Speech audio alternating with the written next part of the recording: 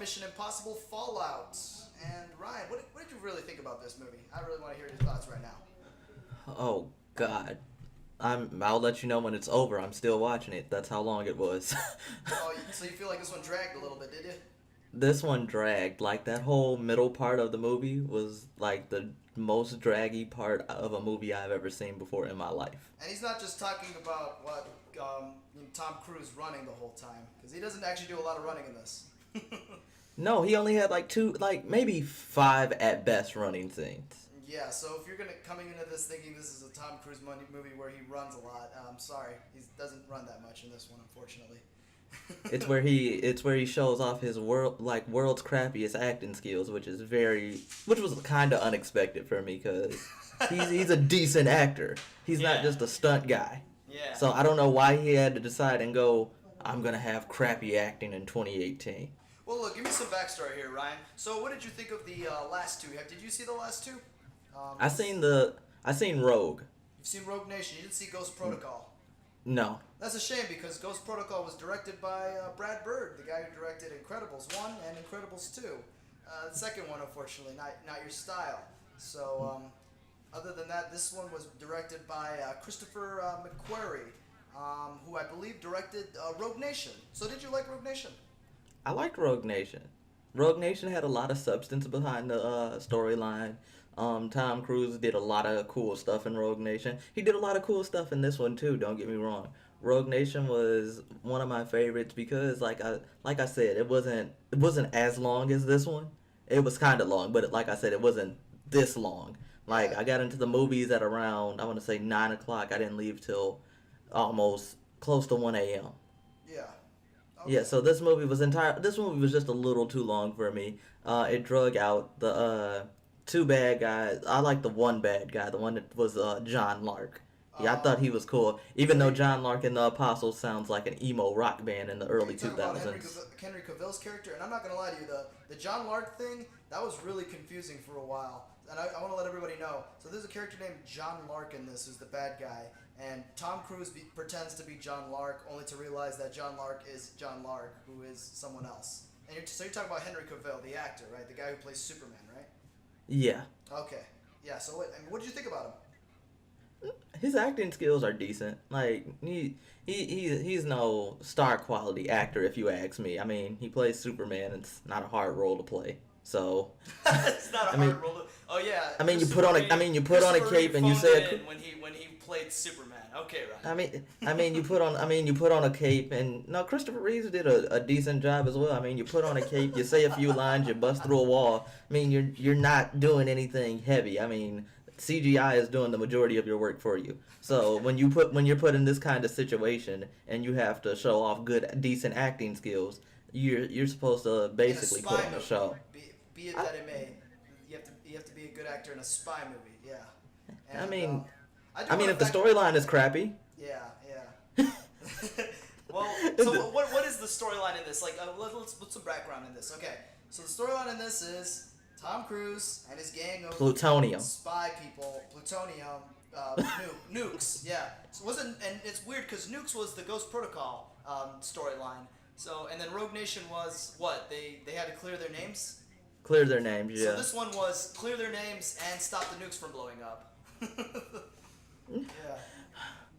Like my favorite, like I think the best scene in this movie, period, was I want to say mid middle, and that's where they're convincing the guy to get them the information they want to know, and Which the has one been guy is done so dressed up many like Wolf Blitzer. Yeah, which has been done so many times in the other movies. It's kind of like no surprise that they're doing it here. Yeah. Of course not, but like of course they added it in there simply for nostalgia, but like it still works for them. Oh yeah, the mask thing. Okay, so I'm gonna tell you right now, the mask thing always works. I don't know how they do it in these movies. I think they just perfected the formula of revealing with a mask. Because it's just like, all right, this guy has a mask this whole time, and he's actually the other person. Therefore, this was a misdirection. They did this 4 times in this movie. Like, oh my god. And I don't think Rogue Nation did it that much, or Ghost Protocol. So it's kind of weird that they Nope. keep doing this one. Yeah. Nope. Rogue Nation, I think only did it. I want to say maybe 2 times. Yeah. Yeah. No. And but they sure as hell wanted it to pull out the theme song like 5 or 6 times, and it was just like different styles of it. It was like da-da-da, and it was like da-da-da-da-da-da. They love the drum. I'm telling you, like, had they had like a emotional kissing scene in this one, they would have totally used that same music. Oh yeah, that was supposed to be in the beginning of the movie when it was trying to be dark. So this was, oh my god. So everyone that saw this trailer for this movie, it was the one with the Imagine Dragon Strong friction. So it's just like that was playing in the background, like all this dark stuff is happening. Like it looks like Tom Cruise is like finally gonna show his Ethan Hunt dark side, like killing like policemen and doing all this stuff. I'm sorry, you guys are gonna come to the wrong movie, disappointed because it's gonna be the same. Everyone's all goody two shoes, and they have to do what's right. There's never gonna be like grittiness in this series. It's afraid of it because it knows as soon as it goes to the gritty side, it's gonna be like those 007 ones and the one with Daniel Craig where everything has to be so serious now. So yeah. Well, I have a question for you. What's up? I can't think of his name off the top of my head, but the African American fellow, is he always that big of a crybaby? Like, oh my god, Ving I Rhames? hate. Yeah, I hated him so much. Luther. He's been there since the He's ones been in the beginning. Yeah, since the ones in the beginning. I understand. Like, don't get me wrong, he's a crybaby in this one. Why Like is he giant. a crybaby? He was the way he just delivered his lines were all sad and depressing and stupid. Like even the good lines that he was supposed to deliver. I think that's just his voice, man. Honestly, it's his voice. It's too deep to really have that kind of rage where he's just happy. He's like, "Oh, hello, Ethan. How you doing, sir?" Yeah, I just wanted him to actually die in this movie. Like that's how bad it started getting. Ethan really loves you. I'm like, oh, okay, we get it. Ethan really loves her, but they're not married anymore. Just give it up. No, but then it was and then they bring back the Fling from Rogue Nation, who I thought was actually pretty good in that movie. This one they don't really get her much to do. She just shows up because she just happens to be involved with the same guy, And I thought that was stupid. There was hell of a lot of coincidences in this movie. That's what's weird about it. More than Rogue Nation. At least Rogue Nation had like that setup, Boom, this guy's created a syndicate full of rogue agents that are trying to kill actual IMF agents. This one was like, boom, we got to get this guy who knows how to create the nuke, but we're gonna give it to the bad guy. It was just a lot of like hand holding, like all this other stuff. I think, and I feel bad because when I went with my friend Chris, he just could not get he's just like at first he was just like, wait, what the fuck's going on? And I'm like, oh wait, this nuke thing and then this other nuke thing, and I guess his name's Laker now. Like, okay. I can't tell you. Like you honestly It did drag. had to. The only way you can actually follow this movie is if you're good in math. Like if you know how to figure out multiple math problems at a time and have your work done on time, you can follow a Tom Cruise movie. If you're not good at math, it's just gonna drag on and you're not gonna understand anything. And yet you still knew how predictable it could be sometimes, especially in the beginning. That beginning really lets you know if you knew that this was going to be a fake setup to get to the real part of the movie where they're figuring it all out, then you're absolutely right because that's exactly what it did. It was entirely too predictable for me. Yeah. It's classic, but you know what? And this is where I'm gonna change my rating. But do you want to give your rating and give us your final thoughts? 4.5 stars. Definitely movie theater worthy because of Tom Cruise action and falling out of a helicopter and getting himself in a helicopter that he probably didn't know how to fly. So that was real life. That was real life. I kind of felt like that was real life. The camera guy was very concerned in that helicopter. I bet. I feel like they were just telling him, Tom, you don't know how to fly a plane, and he was just quoting the movie line to him. I'll figure it out. You don't know how to fly a helicopter. I'll figure it out. But yeah, 4.5 stars. The action was top notch. I liked how they tried to throw a little bit of comedy in there, where he's like, "Oh, you're right on top of it. What are you doing? I'm jumping out a window." I thought that was funny. Yeah. That was the only funny part in the movie. Yeah. But yeah, definitely 4.5 stars. Storyline dragged too much. Dragged too much. Wasn't as inspired as the one before it, No. Yeah. Definitely could have got to the point more. Yeah.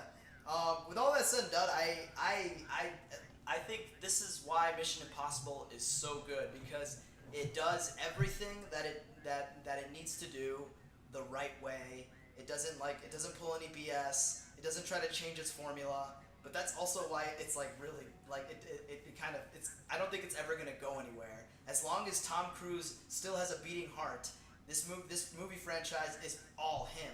You cannot imagine how ridiculous it would be if they just decided to completely take him out of these movies. He just has a lot of energy in this movie, and as much as generic as his like secret agent Ethan Hunt is, he's very charismatic in this role. It's just who he is. It's just like if you wanted to see Tom Cruise be a spy, jump off helicopters, and do crazy stunts, then this is you're gonna like this movie. It's all Tom Cruise all the time, and which is unfortunate because the cast that they have here feels very like in the background. And when they do, it's just like a bunch of quips, or they like to like suck Tom Cruise's dick and talk about how amazing of a spy he is. Oh, same old Ethan. Yeah, that was getting old. And yeah. I like how you said as long as Tom Cruise has a beating heart. He's gonna be real close to it stopping if he keeps doing stunts. I know. If he keeps doing stunts for this movie, because I think he works. I think this is why this movie has like such a bunch of year gaps in it, because it's like Tom Cruise needs to take a break from like his broken ankles and legs from doing these kind of things. And it's Not surprised. Yeah, I know, and it's like, but then Henry Cavill, he played the obvious bad guy. If you hadn't seen the trailer, I think that's really what. Say it really, that one more time. Say that Yeah. word one more time. The obvious bad guy. The obvious They bad did. guy. They didn't have any. Like they should have pulled back on that a little bit of how The obvious worst it part was. is they let it drag, and as if they were like they kept feeding us things that we were supposed to figure out. We figured that out a long time ago that he was the bad guy. Not to mention that the marketing kind of ruins that, because it's like Henry Cavill is fighting Tom Cruise in a helicopter. Are they still friends? No, they're not. No, of course not. I mean, I don't fight my friends in a helicopter, but of course I'm not Tom Cruise. Yeah. I don't know, and I think maybe this is why these movies are so interesting, because it's like, this is a good example of spy movies, but on the level of the Fast and Furious franchise. It's very good for general audiences and everybody who isn't a fan to really get into these things, because trust me, you do not need to see any other Mission Impossible if you watch this one. And this one is pretty high quality for a Mission Impossible movie. I feel like the story does drag it down a little bit, unfortunately, because of how predictable it can be, and how the same beats seem to come out. And I'm kind of disappointed. I thought they were gonna do more gadgets in this one. I feel like they got rid of the gadgets after Rogue Nation. Like they just don't have them anymore. I guess because IMF is on a budget or something. All they have is masks. Like they just have masks that look like people. That's the only thing I they have. honestly have to agree with you there, because Yeah. I don't think, unless it's like the first two, maybe first three, you don't have to see a single Fast movie. Like you can just like get your buddies and be at there. Hey man, you want to go see a movie? Oh, what's it about? Cars. Yeah. Sure, let's go. Yeah, and then at some point Dwayne Johnson shows up. So this one is all about Tom Cruise, and that's why I like this franchise is completely dedicated to Tom Cruise. But this is the 6th movie in this series, and people are comparing this to the James Bond movies, which I'm kind of hesitant about. That's a stretch. That's a Because stretch. let's be honest, the older ones, especially with the different actors, I think the strength about the James Bond franchise, which has about 24 movies in its belt, it's had different actors play a similar spy, but also have different ranges with it. Tom Cruise is always going to be Tom Cruise in these movies. So if you're a big fan of these movies, you're gonna like it. You're gonna like the action. You're just gonna enjoy the entertainment value of this, especially because it's well directed. The fight scenes, the sound quality, the music, it's all there. It's all. I have a question for you. Mission Impossible. Yeah, go ahead. Okay, since some people do compare it to the James Bond movie, if you had to pick one of these movies that legit took Tom Cruise off the map, and one of the James Bond movie that took the James Bond franchise put the James Bond franchise on the map, which ones would it be? All right, so you talking about first Tom Cruise Mission Impossible movie, right? Yeah, like if you had to pick any one of those, like any one of the Mission Impossibles that like legit put Tom Cruise on the map, which Mission Impossible is it? Well, that's a pretty dumb question because it's the first one. Yeah, okay, agreeable. I'm just making sure we're on the same page. Because for me it was the first one as well. Now, which one was which James Bond movie like put the whole James Bond franchise on the map? Because for me, it was Die Another Day. Oh, I was gonna say Octopussy because I like that one. I think you just like the title. I like the title. No, but look. Anyways, back to what I was saying. I can disagree with that because they had different actors in it. There's different storylines and there's actually some interesting villains in this one. This movie is riding along with Tom Cruise's action. Supporting cast is kept to a minimum at this point, and it's kind of a shame because you're working with some really good actors like Simon Pegg, Henry Cavill, Sean Harris as the main villain, you know, the mastermind from the Rogue Nation. He was really good in Rogue Nation, and I was really waiting for him. After I heard him say the speech in the trailer, I was like, dude, I can't wait for this guy to be such a badass. And he barely becomes a badass towards the end. In fact, he's more of an idiot than a badass, unfortunately. But honestly, I like this movie a lot. I really gush about these kind of action movies because it does take. I feel like they did put a lot of effort in this, and the direction was solid. Especially, and this was definitely like a summer blockbuster to me. So, you know, there's some complaints about the story, and I just looking at the future right now, I don't know how they're gonna top themselves at this point. I mean, they might as well just put Tom Cruise in outer space. You know, that's the only way to make this work. But That's what his religion is. Outer space. I think he would love to do a Mission Impossible in space if that's the case. But yeah, I'm gonna give this it's 5 out of 6 stars. It's a must see for anybody because I just feel like these movies were made for anybody, and they're probably one of the best spy movies out there. You know, I haven't seen a spy movie in a while in the movie theater that's actually worth watching, and especially since the last two the last Daniel Craig James Bond movie kind of rubbed me the wrong way because these movies are supposed to be fun, and I just wish they had more gadgets in here, man. Like, come on, like, give me a pen with like a laser in it. That's all I wanted. This movie was Enough gadgets. Are you kidding me? In this one? No offense, they had like a drone type car. It doesn't get any cooler than that. That's the only for gadget 5 you seconds, need. Ryan. For 5 seconds is all you need. Like you want For what? you want Why do I old have to spy have it for stuff. 10 minutes. You want old spy stuff. A laser pen? Come on. You All sound right. like Austin Powers. Okay. But Yeah, baby, give me a laser pen. No.